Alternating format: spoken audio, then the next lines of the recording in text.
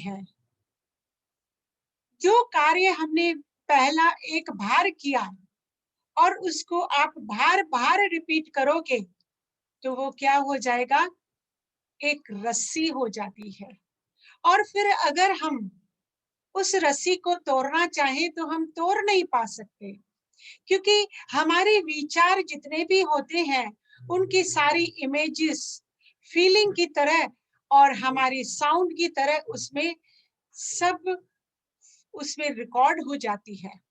तो मैंने कहा था माइंड इज अ थिंकिंग और उससे इमोशनल बनता है, और इंटेलिजेंट जो होती है वो हमारी अंडरस्टैंडिंग सही करती है। हमें किसी से भी कंपेयर नहीं करना होता है, हमें ये सारा जानना होता है, ये जज करती है, एनालाइज भी करती है, तभी हमारे बिहेवियर वैसे ही होते हैं जिसको हम कहते हैं संस्कार।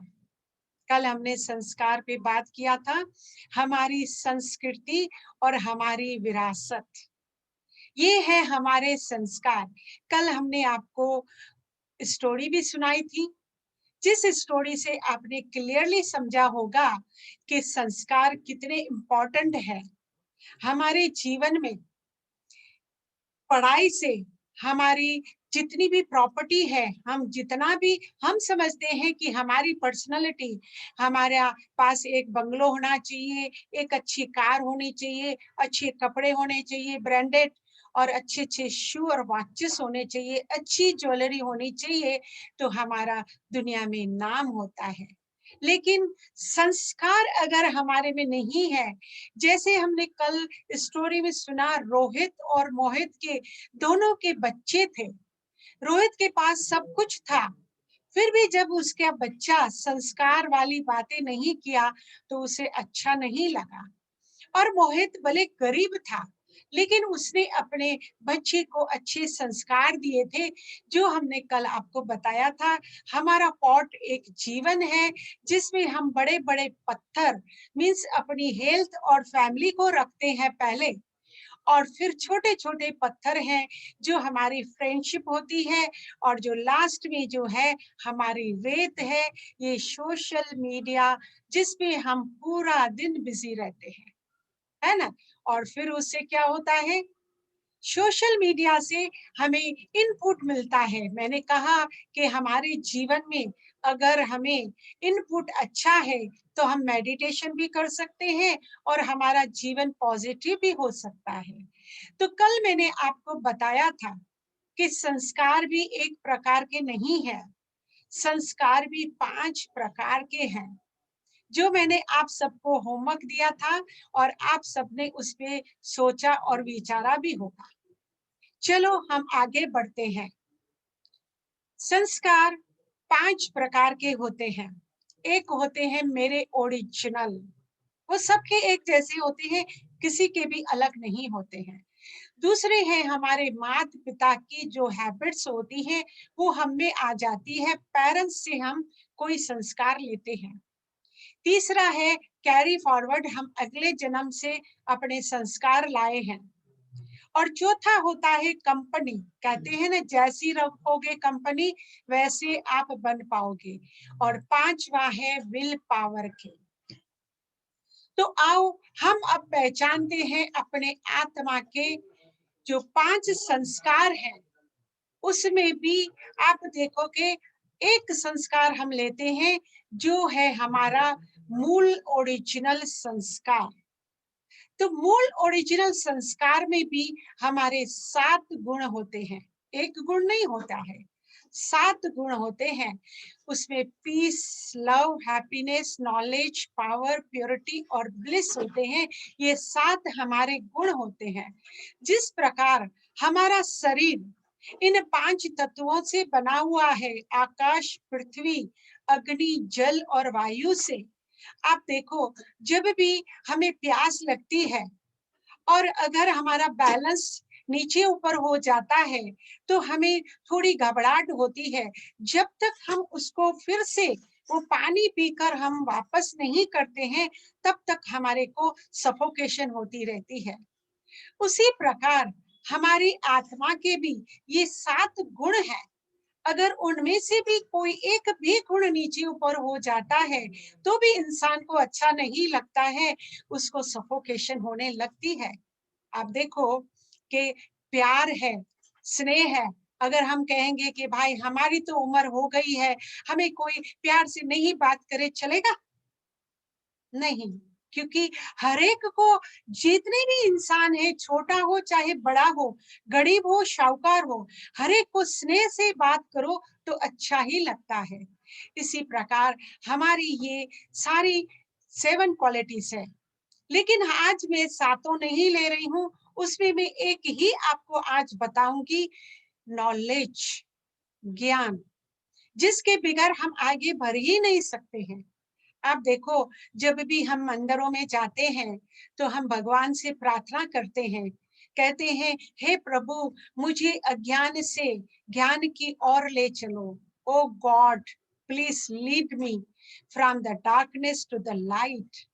क्योंकि हम प्रभु से सद्बुद्धि मांगते हैं, तो बुद्धि को सद्बुद्धि बनाने के लिए कल हमने देखा था कि हमारे जितने भी संस्कार हैं वो हमारे बुद्धि से, मन में तो विचारे होते हैं, लेकिन बुद्धि से जब हम करते हैं कर्म तो वो सद्बुद्धि कहलाती है।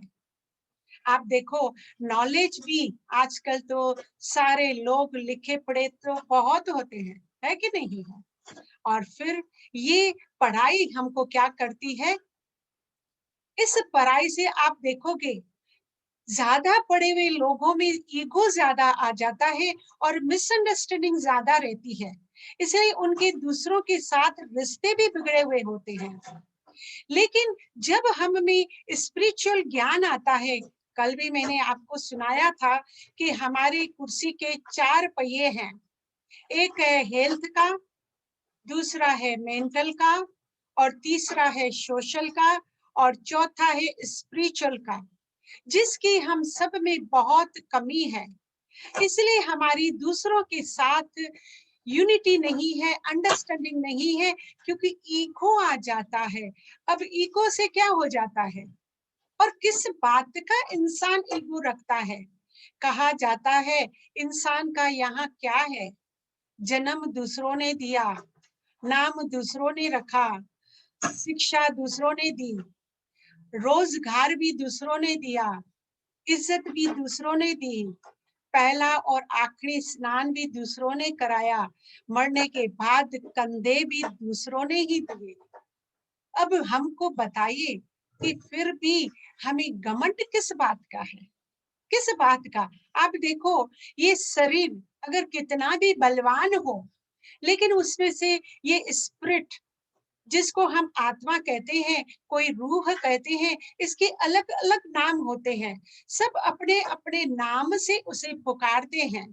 अगर वो निकल जाए तो ये शरीर किसी काम का नहीं होता, उसको उठाने के लिए भी 4 लोगों की जरूरत पड़ती है, एक जना भी उठा नहीं सकता।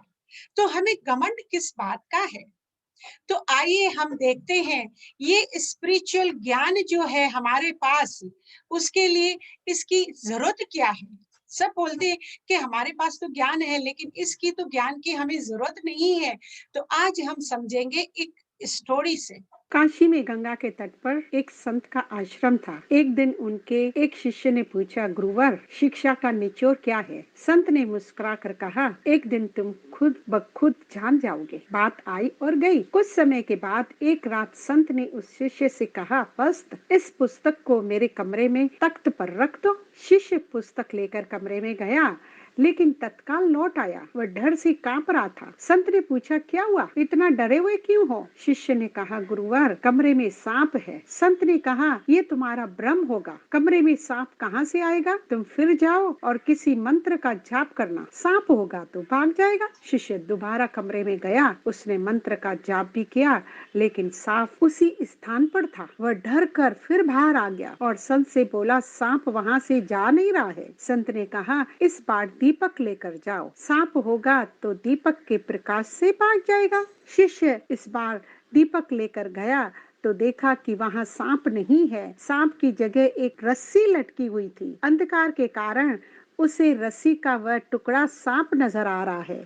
बाहर आकर शिष्य ने कहा, गुरुवर, वहां सांप नहीं, रस्सी का टुकड़ा है। अंधेरे में मैंने उसे सांप समझ लिया था। संत ने कहा, बस इसी को भ्रम कहते हैं। संसार गहन भ्रम जाल में जकड़ा हुआ है। ज्ञान के प्रकाश से ही इस भ्रम जाल को मिटाया जा सकता है, लेकिन अज्ञानता के कारण हम बहुत सारे भ्रम झाल पाल लेते हैं और आंतरिक दीपक के अभाव में उसे दूर नहीं कर पाते हैं। ये आंतरिक दीपक का प्रकाश संतों और ज्ञानियों के सत्संग से मिलता है। जब तक आंतरिक दीपक का प्रकाश प्रज्वलित नहीं होगा, लोग बार बार इस भ्रम जाल से मुक्ति नहीं पा सकते हैं। तो आप सबने समझा इस स्टोरी का कहने का मतलब कि हमें ज्ञान की क्यों जरूरत है। क्योंकि अज्ञानवश हम क्या है, सच को झूठ समझ लेते हैं और कहीं हमारे अंधेरे अंधकार की वजह से, नॉलेज की कमी की वजह से कहीं सारी हमारे रिश्ते भी मिसअंडरस्टैंडिंग में परिवर्तन हो जाते हैं। इसलिए क्या हो जाता है, आजकल चारों तरफ आप देखो मेंटल स्ट्रेस इतना है, लोगों के साथ हमारे अच्छे रिश्ते नहीं हैं, क्योंकि we lack this spiritual knowledge. और ये स्पिरिचुअल नॉलेज हमें क्यों चाहिए? आप देखोगे, जब एक छोटा बच्चा होता है, वो कितना न प्यारा लगता है। अब उसको हम संत कहते हैं, क्यों? क्योंकि वो बच्चे में ये 7 क्वालिटीज जो है वो इमर्ज होती है। छोटे बच्चे को तेरा मेरा कुछ भी मालूम नहीं होता है, उसमें बिल्कुल प्योरिटी होती है। जिस प्रकार एक जल में भी आप देखो तो कितनी प्योरिटी है, उतना इसलिए छोटे बच्चे को हर कोई प्यार करता है। कभी भी छोटे बच्चे से किसी को भी नफरत नहीं आती है, वो चाहे अपना हो चाहे पराया हो। छोटे बच्चे को देखते ही हम सबका मन खुश हो जाता है। और वो जब बच्चा थोड़ा भी हंसता है, मुस्कुराता है, तो हमें आनंद से भर देता है।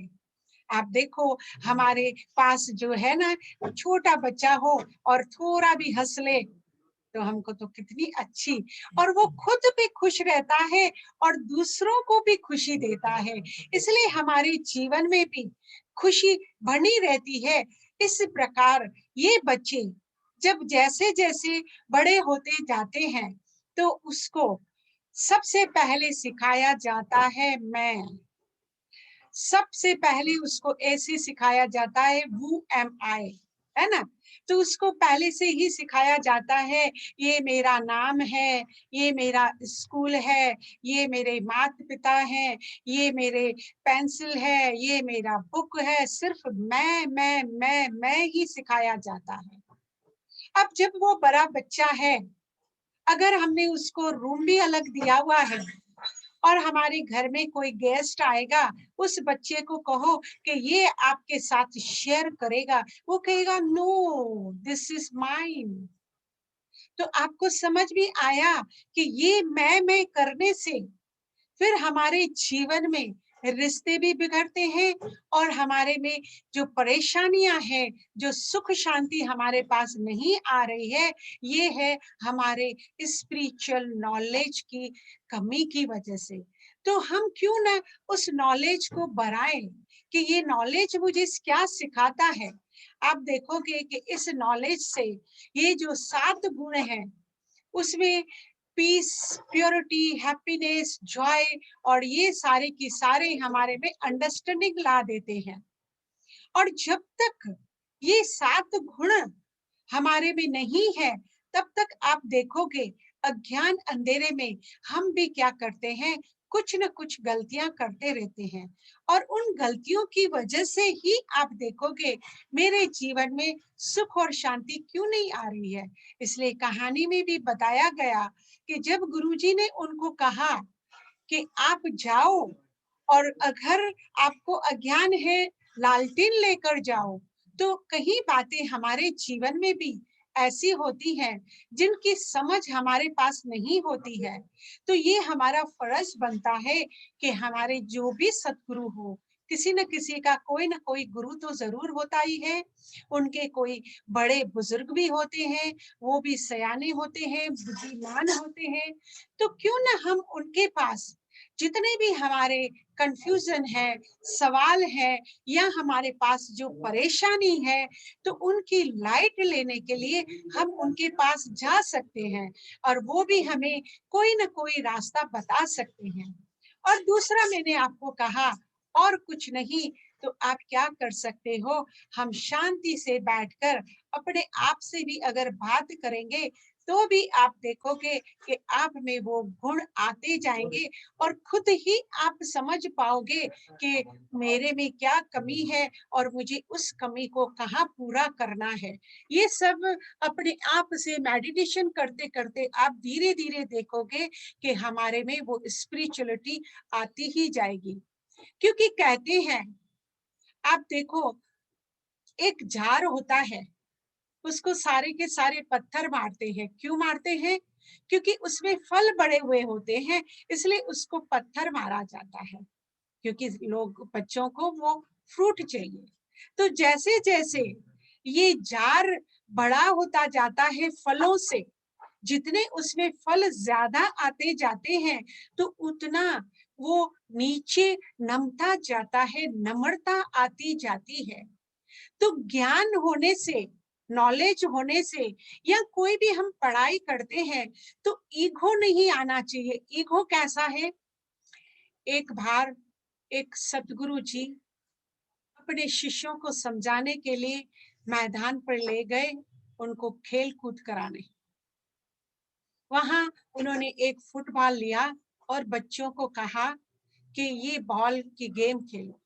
अब बच्चे क्या कर रहे थे, फुटबॉल को इधर से एक लात लगा रहा था, दूसरे से वहां से दूसरा लात लगा रहा था। फुटबॉल तो ऐसे ही खेली जाती है, उसको तो सिर्फ लाते ही लाते लगती है।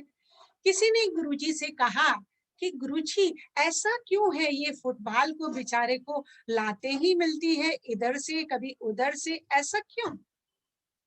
तो गुरुजी ने क्या किया कि उठ फुटबॉल से है ना हवा निकाल दी। कहा अभी आप लात मारो। अब कोई भी उसको लात नहीं मार रहा था। क्यों? क्योंकि जब इंसान में गुमान बड़ा होता है, अभिमान बड़ा होता है, तो उनका अपमान भी होता है। कभी लोग आपको मान देंगे, कभी आपका अपमान करेंगे। तो ज्ञान का मतलब होता है, नॉलेज का मतलब होता है, पढ़ाई का मतलब होता है। आप देखोगे जो ज्यादा एजुकेटेड पर्सन्स होते हैं, वो हमेशा उनमें नम्रता का गुण जरूर होता है, उनमें अभिमान नहीं होता है। क्योंकि अभिमान से मुझे कुछ भी हासिल नहीं है होने वाला है। हम जितना अभिमान करेंगे, लोगों के से स्नेह तो नहीं मिलेगा, हम उनकी दिलों से भी दूर होते जाएंगे। तो मुझे अभिमान नहीं करना है, पर लोगों से जितना भी स्नेह से चलोगे, ये नॉलेज हमें रोशनी दे रहा है। कौन सी रोशनी दे रहा है? अपने रिश्ते क्या बनाने हैं हमको, अपने रिश्तों से अच्छी तरह हमें सजा कर रखना है। कल मैंने कहा था कि एक फ्लावर पॉट होता है, उसमें भी हम क्या करते हैं, अपने फ्लावर चुन चुन कर अच्छी खुशबूदार ही रखते हैं। तो हम में भी जितने भी गुण हो, वो खुशबू वाले फूल से ही हमें अपना जीवन सजाएंगे। तो आपको देखेंगे कि आपके जीवन में कभी भी अंधकार नहीं आएगा, आपको कहीं से भी ठोकर नहीं लगेगी, न आप ही गिरेंगे। आपको हमेशा सम्मान ही मिलता रहेगा और लोग आपके मन में इतनी अच्छी भावना बनाए रखेंगे और आपको इतनी ही इज्जत और प्यार देंगे, आप सोचेंगे अरे ये क्या हो गया। तो ये है हमारा स्पिरिचुअल नॉलेज, जिसकी हम सबको बहुत जरूरत है। ये नॉलेज, इससे हम आगे बढ़ेंगे। उसके मैंने कहा 5 संस्कार हैं, ये एक संस्कार है नॉलेज का। आप देखोगे इस नॉलेज की हर आत्मा इच्छा करती है। मैंने पहले भी आपको समझाया था कि घर में अगर हम कोई नई मशीन लेके आते हैं जिसका नॉलेज हमें मालूम नहीं है, तो हमें उत्सुकता होती रहती है, अरे ये क्या है, ये कैसे ऑपरेट होता है, इसकी क्या जरूरत है, उसको सोचने समझने के लिए हम उस मशीन का नॉलेज मुझे चाहिए। हर फील्ड में हमें नॉलेज जरूरी होता है। नॉलेज के बगैर हम कुछ भी नहीं कर सकते। एक इलेक्ट्रिशियन हो, अगर उसे ये ना मालूम हो कि दो तार कैसे जोड़ी जाए, तो हम उसको इलेक्ट्रिशियन भी नहीं कहते। एक डॉक्टर हो और उसको ये नॉलेज ना हो कि कौन सी दवा कब देनी चाहिए, तो हम उसको डॉक्टर भी नहीं कह सकते। इसी प्रकार आप देखोगे कि यहाँ भी हमें नॉलेज की सख्त जरूरत रहती है। ये उतना ही इम्पोर्टेंट है नॉलेज। हमारे में जितना नॉलेज बढ़ता जाएगा, उतनी मेरी बुद्धि क्लियर होती जाएगी, और बुद्धि क्लियर होगी तो मुझे हर एक चीज एज इट इज दिखाई देगी क्लियर। मेरे को आगे क्या होने वाला है जीवन में, वो भी दिखाई देगा। तो ये बुद्धि का जो हमको बुद्धिमानी बननी है, बुद्धिमता लानी है अपने जीवन में, तो मुझे ये स्पिरिचुअल नॉलेज को बढ़ाना होगा। क्योंकि जितना जितना ये हम नॉलेज बढ़ाएंगे, उतना ही हमारे जीवन में सुख और शांति आती रहेगी। तो अब हम चलते हैं आगे की ओर, और आज हम आपको इस पे मेडिटेशन कराएंगे। क्योंकि मेडिटेशन का आधार ही है हमारा ये स्पिरिचुअल नॉलेज। ये नॉलेज की हमें क्यों जरूरत पड़ी है? क्योंकि इसकी बगैर हम ध्यान नहीं लगा सकते, हम कभी कोई भी कार्य नहीं कर सकते। क्योंकि मन क्या है, मन में तो सिर्फ शोर ही मचता रहता है। आप देखो, कभी भी आप चुपचाप एक जगह बैठकर देखो, आपका मन आपको शांत नहीं होने देता है। तो सबसे पहले हम अपने मन को ही शांत करेंगे। आइए चलते हैं साइलेंस की ओर।